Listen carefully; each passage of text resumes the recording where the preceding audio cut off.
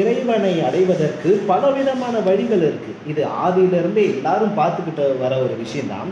இப்போது நான் இறைவனை அடைந்து விட்டேன், அவனுடைய அருளாசி எனக்கு கிடச்சி விட்டதுன்னா உடனே நான் ஒரு கோயிலை கட்டி ஒரு தேவையான அளவுக்கு ஒரு பக்தர்களை சேர்த்துக்கொண்டு நான் ஒரு குருவாகிறதோ இல்லை நானே ஒரு சாமி ஆகிறதோ இந்த அதிகாரம் எனக்கு கிடையாது.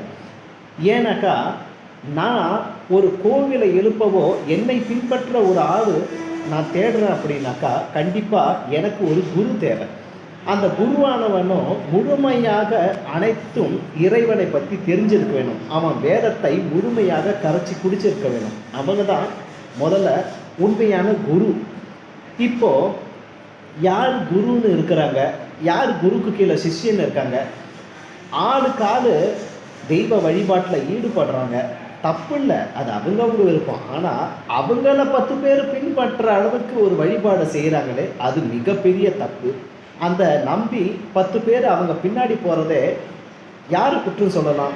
அந்த 10 பேர்த்தையா இல்லை அவங்கள பின்பற்ற துடிக்கிற அந்த ஒரு உள்ளத்தையா? ஆண்டவனை தேடுங்க, தப்பு இல்லை. ஆனால் தவறான ஒரு ஆளை மட்டும் தேடி போகாதீங்க, அது தப்பு. பார்த்தீங்கன்னாக்கா இங்கே பாரு, இந்த கலியுகத்தில் அசிங்கம்தான் நடக்குது. அந்த அசிங்கத்துக்கான காரணம் என்னென்னா இந்த மாதிரி அசிங்கம்லாம் வெளியில் வர்றதுனால தான்.